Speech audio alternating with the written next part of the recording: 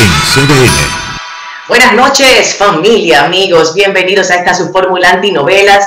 Soy Lili Lebrón y les doy la bienvenida, como todos los martes, a este nuestro blog especial que hoy se extiende, señores, el programa completito con los economonstruos para, debatir tantos temas sociopolíticos y económicos del país. Espero que todos hayan pasado una feliz Navidad, tranquilitos, en familia, en esa burbuja primaria que es la salud y es el amor familiar, y que que este año de tantas pruebas, de tantos desafíos, siga fortaleciendo nuestro espíritu vencedor, que lucha y se defiende y zapatea y logra llegar ante cualquier desafío. Estamos aquí con los economonstruos, como les dije, Héctor Guiliani Curi, nuestro macroeconomista, Rafael Espinal, también, el queridísimo profe, coordinador de la Escuela de Economía del INTEC, el ya líder de del gremio de los economistas a nivel nacional y, una figura de mucha preponderancia, José Alfredo, el hombre está pegado, y por supuesto, José Alfredo Guerrero, nuestro gran consultor libertario, un hombre de principios y de forma. Andamos hoy con ellos analizando, señores, tres temazos. Librecitos así calenticos de horno. La nueva ley pro industria, que es una modificación, ya que el presidente Abinader anunció en el día de ayer. También hablaremos de la estratégica relación entre Estados Unidos y República Dominicana, un asunto ya histórico, y por supuesto los retos del 2021 para la reactivación de la economía. Arrancamos con la nueva ley, señores, de proindustria, que yo la estuve revisando un poco lo que señalaba el presidente Abinader, y quiero que el profesor, que es el que mejor explica, y lo sabemos, todos lo sabemos, nos diga de qué se trata esta ley y cuáles son sus principales objetivos. Bueno, saludos, feliz Navidad a todos, Lili, y a mis amigos los economonstruos, en este último programa de este año ya, 2020.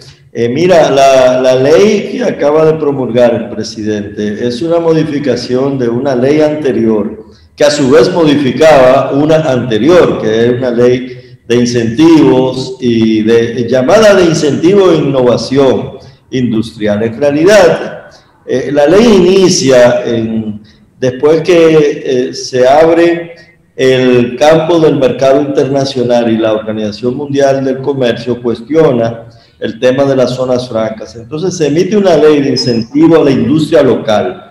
Específicamente, en principio fue una ley para los textiles, los calzados, y posteriormente se elaboró esa ley, la 542-14, que es una ley de incentivo que otorga ahora el presidente Abinader una extensión por 15 años más. Ahora, ¿qué plantea, en qué aspectos esta ley plantea novedades? Bueno, uno es la devolución de impuestos a las industrias que realizan exportaciones. Esto es esto también viene de lejos, pero nunca ha sido muy efectivo, porque realmente las exportaciones industriales que pagan el ITEVIS o que pagan algunos impuestos locales, al final lo que hacen es exportar impuestos y por tanto pierden competitividad en el mercado internacional. Lo mismo ocurre cuando empresas locales venden a zonas francas, que es como si fuese una exportación, porque las zonas francas se consideran que están fuera del territorio dominicano, como si fueran una isla aparte. Entonces, cuando una industria local le vende a una zona franca, puede descontar el impuesto de las transferencias de bienes industrializados que ha pagado. De modo que no exporte, esos impuestos. Hay otros incentivos a la importación de maquinarias, a la reinversión de utilidades que pueden descontar del impuesto sobre la renta hasta un 50%. O sea que si yo me gano 10 millones de pesos y reinvierto 5 millones, yo puedo descontar un porcentaje del impuesto sobre la renta que debo pagar por mis ganancias. Lo mismo también, si yo contrato consultores internacionales, yo puedo descontar el impuesto sobre la renta que deberían pagar para incentivar, la innovación, la competitividad. Es una ley de incentivo industrial. Puede ser criticada. Antes de criticarla, no vamos a criticarla, vamos digamos, a organizar el concepto y a localizarlo, vamos a llamarlo así, en el mapa. Estamos hablando de una ley que incentiva la industria a nivel de los industriales que manejan maquinarias en un modelo que de alguna manera ya fue probado en el ambiente de la industria manufacturera dominicana, ¿cierto? Eso es correcto. Exacto. Entonces estamos hablando de una exención de 15 años más impositiva para lograr, digamos, seguir estimulando la industria local, y estamos hablando de estas, digamos, facilidades desde el punto de vista de hasta incluso mis utilidades, si las reinvierto en maquinarias, pues esas utilidades representan una reducción de impuestos para fines de lo que es mi balance con el gobierno, con la DGI o lo que fuera, aduanas, lo que fuese. El fin es que bajo ese esquema yo digo, bueno, la prioridad del gobierno es generar empleos, que es la panacea, la solución para, digamos, salir de esta crisis. Entonces, ¿qué impacto tienen estas medidas hacia los industriales de incentivos a este grupo, que de hecho es un grupo poderoso, digamos, económicamente hablando, por lo menos uno lo entiende así? ¿Qué impacto tiene en generar empleos a nivel masivo en el país? Mira, el sector industrial dominicano es un sector bastante rezagado en términos de comparativo con otros sectores, como por ejemplo el sector turístico, el sector financiero. El sector industrial dominicano es un sector hasta cierto punto atrasado en innovación y competitividad. Y esto es lo que esta ley trata de darle algunos incentivos, sobre todo en la parte de innovación para la contratación de consultorías internacionales. Ahora bien, esto dentro del marco del empleo propiamente, el sector industrial es uno de los sectores que más empleos directos genera. Y hay que también considerar que no todo el sector industrial son grandes industrias. Hay muchas pequeñas y medianas industrias que son muy afectadas por los altos impuestos que tienen que pagar cuando realizan, por ejemplo, exportaciones o realizan, por ejemplo, las exportaciones de Haití. Son muchas pequeñas empresas que tienen ese nivel de exportación hacia Haití. Y esas empresas realmente están exportando impuestos indirectos como el ITEVIS. Y es conveniente porque son las empresas que generan empleos directos más rápidamente. Y yo diría que es una política adecuada en un momento en que tenemos incentivo a varios otros sectores, como son el turismo, como son las zonas francas, y que es natural que un sector que genera empleo como la industria también pueda ser protegido. Y de hecho que los industriales, como tú señalabas, están incluidos dentro de las MIPYMES, porque yo entendía, o sea, de hecho que MIPYMES, más que nada, diría yo que el gran punto de dolor de las MIPYMES siempre ha sido el anticipo es el dolor de las MIPYMES. Entonces, en esta medida estamos, no necesariamente, no es una medida fiscal, estamos hablando de medidas de incentivo, pero estamos considerando ese sector industrial dentro de las MIPYMES. ¿Qué dice Héctor sobre el tema? ¿Cómo visualizas tú esta medida en el contexto que estamos viviendo y en función de su impacto en, digamos, de incentivar la economía general? Mira,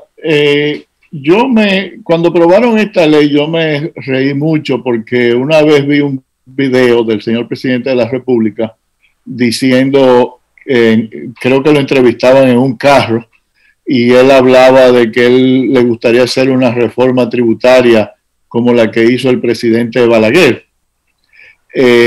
donde se bajaron impuestos. Y en realidad está haciendo todo lo contrario. La reforma tributaria, arancelaria y tributaria de 1990-92 lo que hizo fue eliminar todos los incentivos. ¿Y por qué se eliminaron todos los incentivos? Porque eso estaba erosionando la base tributaria. De cada peso que se producía en la economía, se recaudaba menos y menos. Y básicamente lo que hicimos fue eliminarlo todo. Me señalan por aquí, Héctor, solamente para una acotación, que la entrevista fue hecha antes del COVID. Bueno, pero la realidad es que el presidente, lo que está ocurriendo, y yo creo que es lo importante desde el punto de vista de la gente que no quiere más impuestos a la clase media, es que en realidad lo que va a hacer es que el Estado va a recaudar menos por esos conceptos y los impuestos que dejan recaudar ahí lo va a pagar la clase media. Eso es lo que pasó en los periodos de Balaguer. Mira, lo de la tasa cero era innecesario, eso está en el Código Tributario desde el año 1992. Ahí lo que hay que aplicar, aplicar simplemente la ley. En segundo lugar, la reinversión de beneficios hasta un 50% de sus obligaciones tributarias nunca ha rendido beneficio alguno en sentido de aumento de la capacidad exportadora ni productiva del sector industrial.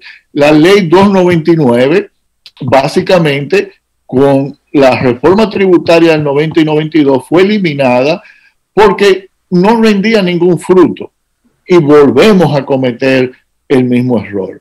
El Fondo Monetario en el último informe, en el artículo 4, critica precisamente la lista de exenciones e incentivos tributarios.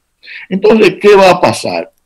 Que al aumentar los incentivos tributarios que el gobierno otorga, entonces van a comenzar a quitar exenciones. ¿Pero qué exenciones van a quitar? Van a quitar las exenciones del ITEVI a los alimentos y la gente va a tener que comenzar a pagar impuestos en los alimentos. A mí me parece que el presidente no sabe ni de dónde viene ni hacia dónde va en lo que se refiere en reforma tributaria. En lugar de construir sobre sobre el Código Tributario del 90-92, los sucesivos gobiernos lo han ido desmantelando a través de la política de exenciones. La exención del ITEVI, el ITEVI, mira, que hay una exención de un 50% de los impuestos del ITEVI que tienen que pagar en sus importaciones. Mira una cosa, el ITEVI es un impuesto que no grava la producción, es un impuesto al consumidor. Que lo que hace, perdona Héctor la emoción, por eso tengo que decirlo, lo que hace el ITEVIS es justamente desincentivar el consumo y estamos necesitando un incentivo al consumo para que el mercado fluya, para que haya, digamos, mercado y intercambio de bienes y servicios. Pero fíjate, es un impuesto, tú tienes razón, es un impuesto al consumo, pero fíjate, la razón de la ley es que van a desmontar un poco del ITEVI a las importaciones para incentivar la competitividad. El ITEVI que pagan el sector industrial no aumenta los costos de producción. Es un impuesto que lo paga única y exclusivamente el consumidor. Y el único costo que podría tener para el industrial es el costo de oportunidad del dinero que paga en el momento que hace la importación hasta el momento en que hace la venta del bien. Ese es el único costo y no tiene justificación alguna. Entonces me parece que volvemos a la política de palos a ciegas. Vamos a pasar los micrófonos ahora a José Alfredo para que nos dé su parecer antes de pasar al siguiente bloque con el siguiente tema. José Alfredo, digamos, tomando en consideración el criterio tanto de Rafael como de Héctor, ¿cuál es tu ponderación? Lili y compañeros, si fuera tan fácil salir del desarrollo con leyes, nosotros estuviéramos colonizando la luna hace tiempo. O sea, hacer una ley es una garantía de desarrollo. O sea, eso ya lo experimentamos y ya lo comentó Héctor en el año 68. Y todo ese tipo de esquemas no funcionan. La economía la inversión en las economías se hace a través de los precios. Son los precios libres lo que tienen que llevar el emprendimiento a qué es lo mejor que se puede hacer para producir algo que los consumidores acepten. Pero bajo ese esquema, José Alfredo, bajo ese esquema, un incentivo a los industriales implicaría en teoría... No, eso lo que hace es que ya tiene su renta creada, lo que hace es entonces de una serie de manipulaciones tributarias. La reinversión de utilidades la van a hacer todos los años, no vayan a cambiar ninguna maquinaria, y aquí pasó muchísimos fraudes fiscales con eso. Lo que pasa es que es muy difícil, no se perseguía. pero ningún país se ha desarrollado en base a simplemente, porque fíjate de lo que estamos haciendo, leyes de incentivo tributario para atacar un sistema tributario que se considera regresivo y que se considera que no apoya las inversiones. Bueno, pero simplifiquemos el sistema tributario, pongamos las mismas reglas tributarias para todos, bajemos los impuestos, que todo el mundo sea y tenga el mismo sentido. Que se quite el anticipo, tumbemos el anticipo. Yo diría que esa sería una de las mejores medidas. El anticipo, ya lo hablamos aquí, eso es una cosa horrible. El anticipo se puso cuando el gobierno no podía ni siquiera jugar un SAN en una cooperativa. Y entonces lo que hace el anticipo es que la empresa financia al Estado. Pero eso era antes de un Estado que ya emite bonos a 40 años y emite bonos internacionales y soberanos en su propia moneda. O sea, y ahí sigue el anticipo, porque así es que son las cosas. O sea, tú pones una ley que va a ser transitoria, nunca es transitoria, pones un incentivo. Mira, la ley 299, Héctor y Rafael, no fue por 8 años que se dieron los incentivos. Los incentivos tributarios de la ley 299 eran por 8 años y duraron hasta el año 92. Bueno, vámonos a una pausa. La verdad que se siente la pasión de José Alfredo, el libertario, y qué bueno que tenemos voces de verdad que tienen todas las perspectivas y todas son confiables. Vamos a una pausa y regresamos con más del contenido. Vamos a hablar ahora de la relación estratégica de Estados Unidos y República Dominicana, pero por supuesto le daremos 30 segundos de acotación final a los economonstros sobre cualquier, digamos, cabito suelto que hayamos dejado sobre el tema tan dichoso de la nueva ley, o más bien la modificación de la ley de proindustria. Vamos a una pausa y regresamos de una vez.